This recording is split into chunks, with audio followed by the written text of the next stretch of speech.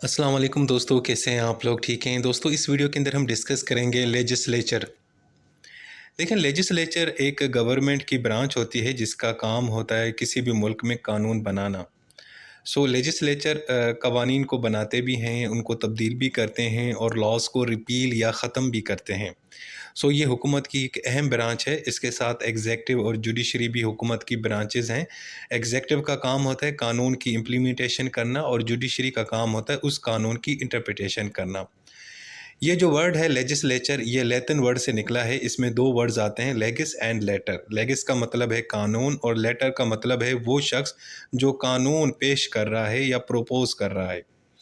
कहने का मतलब है, लेगिस्लेटर का मतलब है वो शख्स जो कानून को प्रोपोज करता है, कानून पेश करता है, कानून देता है या कानून बनाता है। लेजिस्लेचर का बुनियादी काम तो है लॉ मेकिंग, लेकिन इसके साथ साथ वो हुकूमत के ऊपर भी नज़र रखते हैं।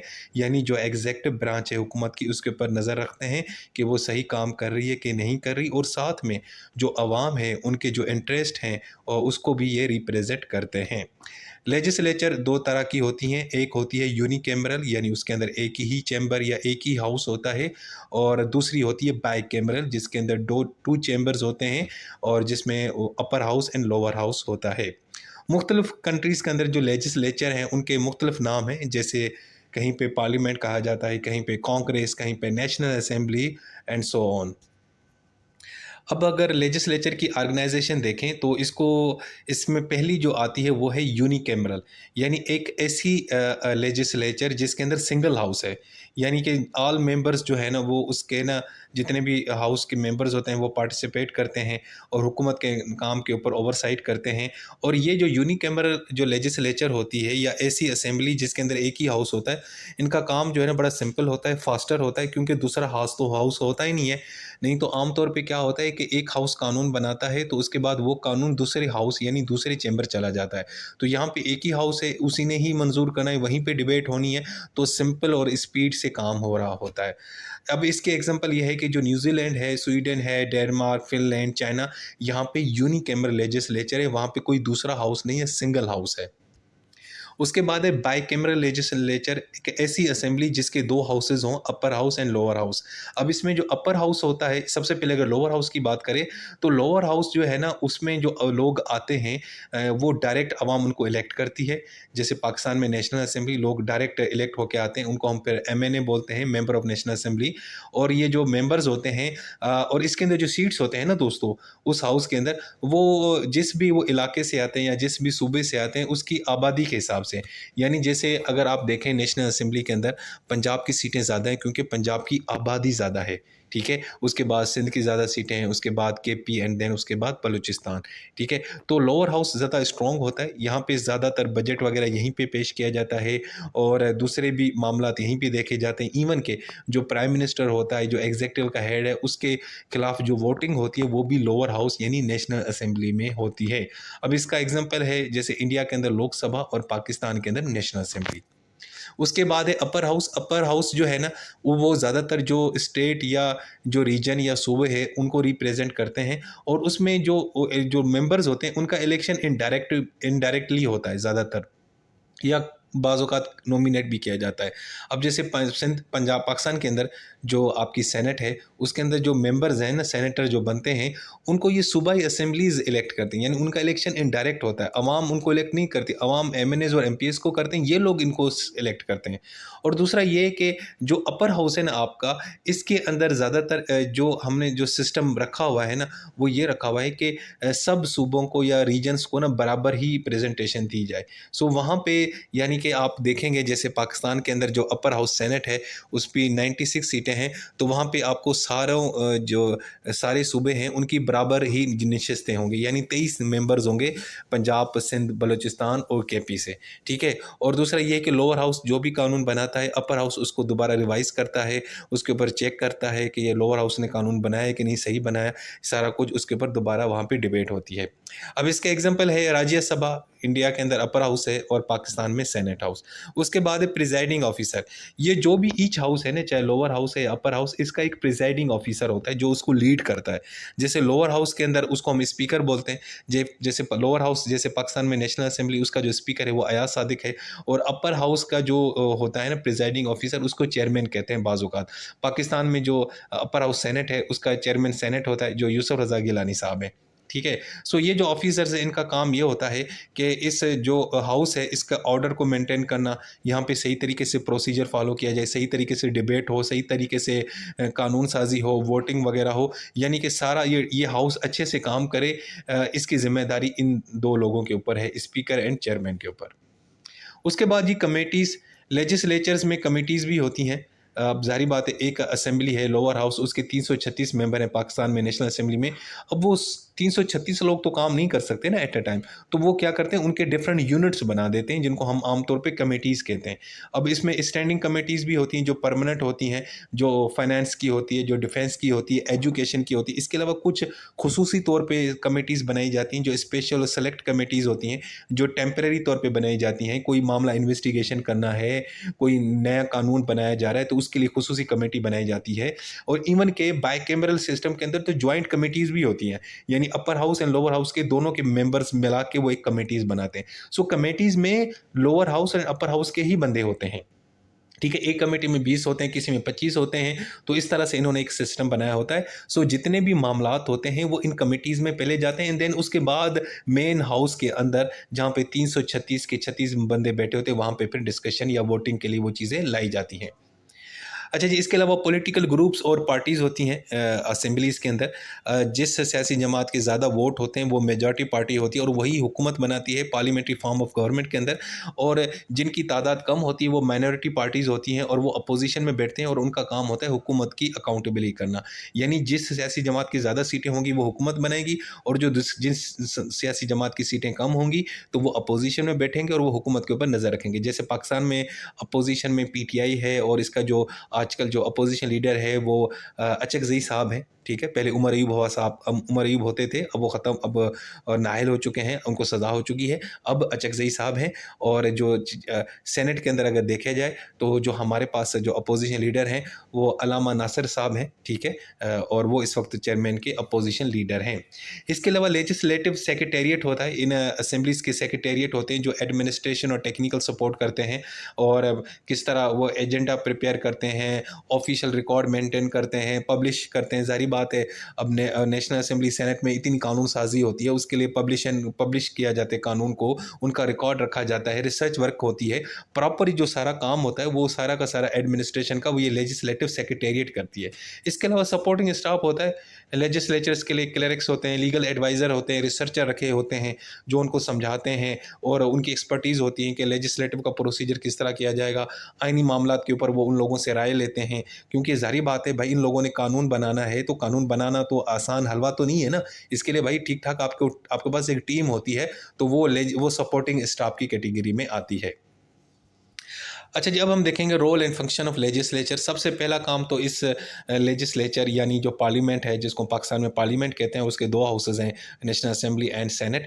इनका काम, प्राइमरी काम है कानून बनाना, सिंपल। ठीक है? और उस कानून के ऊपर डिबेट होती है, किसी बने हुए कानून को तब्दील करना, और नया कानून बनाना, आइन में तरमीम करना, कॉन्स्टिट्यूशनल तरमीम करना, कॉन्स्टिट्यूशन को तब्दील करना, ये भी काम है। दूसरा है रिप्रेजेंटेशन। ये जो लेजिस्लेचर्स होते हैं ना, ये अवाम को रिप्रेजेंट करते हैं पार्लियामेंट में आके, क्योंकि हम इनको वोट देते हैं, ये वोट दे के पार्लियामेंट में पहुंच जाते हैं, तो ये एक्चुअली हमारे बंदे होते हैं, ये हमें रिप्रेजेंट करते हैं। तो ये हमारे लिए आवाज़ उठाते हैं, हमारे इंटरेस्ट की बात करते हैं, हमारे एस्पिरेशन की बात करते हैं, हमें जो चीज़ चाहिए उसकी बात करते हैं। अगर मेरे इलाके का कोई एमएनए होगा तो उसको पता होना चाहिए मेरे इलाके के अंदर क्या मसाइल हैं, तो वो उधर जाके उसके बारे में आवाज़ उठाएगा। इसके अलावा ओवरसाइट ऑफ द एग्जीक्यूटिव। देखें, लेजिस्लेचर यानी पार्लियामेंट का बुनियादी काम ये भी होता है कि हुकूमत की जो ब्रांच है, जो प्राइम मिनिस्टर कैबिनेट है उसके ऊपर सुपरवाइज करे, एग्जामिन करे, उनको उनके ऊपर मॉनिटर करे, उनको उनके ऊपर नज़र रखे, उनसे सवालात करे, उनसे डिबेट उनसे पूछे कि भाई आप लोग किस तरीके से काम कर रहे हो, कोई चीज़ छुपा तो नहीं रहे, ठीक है ना, कहीं ये लोग मिस यूज़ ऑफ पावर तो नहीं कर रहे, पावर का गलत इस्तेमाल तो नहीं करें। तो कहने का मतलब है कि ये जो लेजिस्लेचर है, पार्लियामेंट है, ये एग्जीक्यूटिव की अकाउंटेबिलिटी भी करती है, एहतसाब भी करती है, और खुसूसन खुसूसन पार्लियामेंट्री फॉर्म ऑफ गवर्नमेंट के अंदर, ठीक है। अच्छा जी, इसके अलावा बजट जो मंजूर है वो भी लेजिस्लेचर ही करते हैं। बजट की मंजूरी ये असेंबली देती है, पाकिस्तान में नेशनल असेंबली देती है, वहीं पे डिबेट होती है सारा कुछ। इसका मतलब है कि पब्लिक पे कितना खर्चा लगेगा, कितने प्रोजेक्ट रखे जाएंगे, फंड्स कहाँ से अरेंज किए जाएंगे, ये सारी चीज़ें असेंबली के अंदर ही डिस्कस होती हैं, यानी लेजिस्लेचर के अंदर। इसके अलावा लेजिस्लेचर जो है ना प्लेटफॉर्म देते हैं, आप डिस्कशन करें पब्लिक इशूज़ के ऊपर, नेशनल पॉलिसीज़ के ऊपर, सोशल इशूज़ के ऊपर। इसके अलावा आइन के अंदर अगर तरमीम करनी है, आपने कॉन्स्टिट्यूशन में कोई अमेंडमेंट लानी है, तो वो भी ये लेजिस्लेचर का ही काम है, इनके पास ही पावर होती है, यानी पार्लियामेंट ही जो है ना आइन में तरमीम ले आ सकती है या आइन को तब्दील कर सकती है। इसके अलावा प्रोटेक्शन ऑफ राइट्स, लोगों के जो बुनियादी हकूक़ हैं उसके हवाले से ये कानून बनाते हैं लोगों को हकूक़ देने के लिए। अगर किसी शख्स का कोई लोगों को हकूक़ नहीं मिल रहे, कोई राइट्स नहीं मिल रहे, तो लेजिस्लेचर क्या करते हैं, कानून बना लेते हैं और कानून के ज़रिए उनको इंसाफ देते हैं, कानून के ज़रिए उनके अंदर इक्वालिटी, वेलफेयर या जस्टिस या इंसाफ देते हैं। सो कहने का मतलब है लेजिस्लेचर का बुनियादी काम ये भी है जो अवाम है उनके राइट्स का ख्याल रखा जाए, उनकी फेवर में कानून बनाया जाए ताकि उनके साथ नाइंसाफ़ी ना हो या उनके साथ कोई डिस्क्रिमिनेशन ना हो, और इस तरह की पॉलिसी बनाएं जिससे लोगों में इक्वालिटी, वेलफेयर और जस्टिस जो है ना वो फ़रोग़ हो, सबको इंसाफ भी मिले और सबके लिए सहूलियात भी पैदा हों।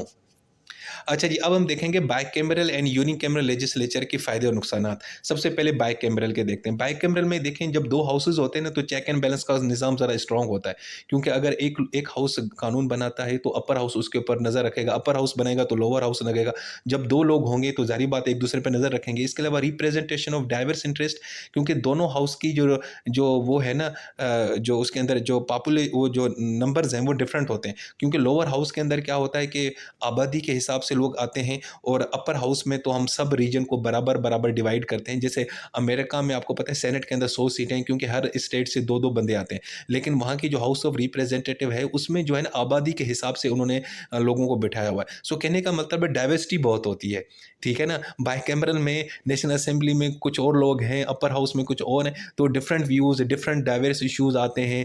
तो इसलिए यहाँ पे एक ये चीज़ है कि रिप्रेजेंटेशन ऑफ डाइवर्स इंटरेस्ट अब हमारे सामने आती है, यानी कि हर चीज़ एक डाइवर्सिटी नज़र आती है हमें।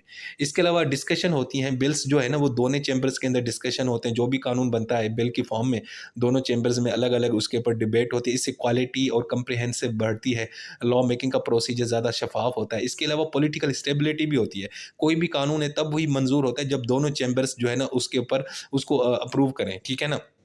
इससे क्या है, कानून के अंदर एकदम कोई तब्दीली नहीं आती, स्टेबिलिटी रहती है, क्योंकि आपने बड़ी तसल्ली से मज़े के साथ बड़ी डिस्कशन के बाद उसको मंजूर किया होता है। अब इसका कुछ डीमेरिट भी है, तो बाज़ औक़ात यह होता है कि यार दोनों चैम्बर्स जो है ना उसके ऊपर घंटों घंटों पता नहीं कितने दिन उसके ऊपर डिबेट कर रहे होते हैं, तो बड़ा टाइम लग जाता है। ये भी एक इसका मतलब एक नेगेटिव पहलू है। दूसरा फिर ज़ाहिर बात है जब 2 हाउसेज़ होंगे तो दोनों हाउसेज़ के खर्चे अलग होते हैं, उनके मुलाज़मीन दोनों चैम्बर्स के, ये वो उनकी रिसर्च टीम, स्टाफ, सारा कुछ, बिजली, पता नहीं क्या-क्या खर्चे हो जाते हैं, रिहाइश वगैरह, ये कैंटीन, खाना-पीना, तो ज़ाहिर बात है ये तो बड़ा मसला हो जाता है। इसके अलावा दूसरा है कि बाज़ औक़ात दोनों चैम्बर्स के अंदर कोई डेडलॉक हो जाए, यानी सेनेट कहती है कि जी ये कानून मंजूर नहीं करना, नेशनल असेंबली कहती है जी करना है, तो फिर झगड़ा शुरू हो जाता है। तो झगड़ा का भी बड़ा इशू होता है, उससे फिर लेजिस्लेटिव के जो मामलात हैं वो रुक जाते हैं, गवर्नेंस जो है ना वो डिले हो जाती है। इसके अलावा दूसरा ये है कि जब बाइकैमरल होता है ना सिस्टम, तो वहाँ पे ना थोड़ी कन्फ्यूजन भी आ जाती है। अवाम को इनको ना समझने में मुश्किल होती है कि यार ये दोनों हाउसेज़ किस तरह काम करते हैं। वो सेनेट कोई किस तरह काम करती है, नेशनल असेंबली किस तरह काम करती है, इनका जो तरीक़ेकार है, इनका जो मेथड है काम करने का, कि मिसाल बजट के मामले में आपको पता है नेशनल असेंबली के पास ज़्यादा पावर्स होती है, सेनेट के पास नहीं है। सेनेट सिर्फ वो अपनी रिकमेंडेशन दे सकती है, लेकिन अल्टीमेट मंजूर नेशनल असेंबली ने ही करना होता है। तो कहने का मतलब है अब ये वाला जो मामला है बहुत सारे लोगों को कन्फ्यूज़ करता है। सो इसीलिए जहाँ पे 2 हाउसेज़ होते हैं वहाँ पे कन्फ्यूजन भी पैदा हो जाती है, वो चीज़ ज़्यादा कॉम्प्लेक्स नज़र आती है। अच्छा, अब देखें यूनिकैमरल में तो आपको पता है सिंगल लेजिस्लेटिव चैम्बर होता है, जैसे तुर्किया, चाइना, डेनमार्क, न्यूज़ीलैंड। अब इसके फ़ायदे क्या हैं यार? एक तो एफिशिएंट लॉ मेकिंग, क्योंकि एक ही घर है, कोई दूसरा बंद हाउस है ही नहीं, तो बस एक ही चैम्बर के अंदर, एक ही हाउस के अंदर जल्दी में सारा कुछ हो जाता है। खर्चा ज़्यादा नहीं होता क्योंकि 2 चैम्बर तो होते ही नहीं, एक ही चैम्बर होता है। प्रोसीजर बड़ा सिंपल होता है, सिंपल एक ही घर के अंदर जितने बंदे बैठे होते हैं, बस उन्होंने ही प्रोसेस में हिस्सा लेना होता है, बात खत्म हो जाती है। और अकाउंटेबिलिटी भी डायरेक्ट होती है। लेजिस्लेटिव डिसीजन जो है ना, वो सिंगल चैम्बर में ही हो रहे होते हैं। सबको पता है कि यार इनकी गलती है, तो इनसे आप डायरेक्ट पूछ भी सकते हैं। अब इसके डीमेरिट क्या हैं? एक तो आप जल्दी-जल्दी में डिसीजन करते हैं तो उसका खतरा बढ़ जाता है, क्योंकि सिंगल चैम्बर होता है, आपको पता है दूसरे चैम्बर तो है नहीं। बाइकैमरल में तो ये होता है ना कि पहले एक हाउस मंजूर करता है, फिर दूसरे हाउस में चला जाता है, तो टाइम मिल जाता है तसल्ली के साथ। यहाँ पे जल्दबाजी भी हो सकती है। और दूसरा, लिमिटेड रिप्रेजेंटेशन होती है। अगर एक हाउस है, उसके अंदर एक सियासी जमात की ज़्यादा अक्सरियत है, और जो माइनॉरिटी में ग्रुप है या स्मॉल रीजन है, वो उनकी तादाद कम है, तो उनका इन्फ्लुएंस भी कम होगा। तो ज़्यादा किसकी बात मानी जाएगी? उसी की बात जाएगी जो मेजॉरिटी होगी। यानी जो लेजिस्लेशन है वो ज़्यादातर मेजॉरिटी को रिप्रेजेंट करेगी। अगर एक नेशनल असेंबली है, यूनिकैमरल है, उसमें 100 सीटें हैं, और 60 सीटें सिर्फ एक सियासी जमात के पास हैं, तो बताएं अब किसकी बात चलेगी? उसी की चलेगी ना जिसकी ज़्यादा सीटें होंगी। अच्छा जी, दूसरा, चेक एंड बैलेंस का निज़ाम ही नहीं होगा, क्योंकि उसके ऊपर कोई दूसरा हाउस है ही नहीं। एक ही हाउस है, तो ज़ाहिर बात है चीज़ें नज़र होंगी तो गलतियाँ भी हो सकती हैं, मिसयूज़ ऑफ पावर भी ज़्यादा हो सकती है। दूसरा, पोटेंशियल इनस्टेबिलिटी भी हो सकती है। अगर इस सिंगल चैम्बर में तब्दीली होती है, तो उससे ज़्यादा बात है, कानून साज़ी में भी तब्दीली आ जाती है, स्टेबिलिटी में भी तब्दीली आ जाती है। नहीं तो जहाँ पे बाइकैमरल होता है ना, तो अगर एक हाउस अगर मिसाल के तौर पर नहीं भी है, तो दूसरे हाउस जो है ना वो काम चला रहा होता है। लेकिन यहाँ पे एक ही हाउस के अंदर कोई खराबी आ जाए, या हुकूमत यकदम चेंज हो जाए, या कुछ और इशू हो जाए, तो फिर वो जो लेजिस्लेटिव काम है ना वो भी रुक जाता है, और जो है ना इनस्टेबिलिटी आ जाती है, स्टेबिलिटी नहीं रहती। सो दोस्तों, ये थी हमारी वीडियो। इस वीडियो के अंदर मैंने आपको लेजिस्लेचर के बारे में बताया, पॉलिटिकल साइंस के हिसाब से। अपना बहुत सारा ख्याल रखें। Take care. अल्लाह हाफ़िज़।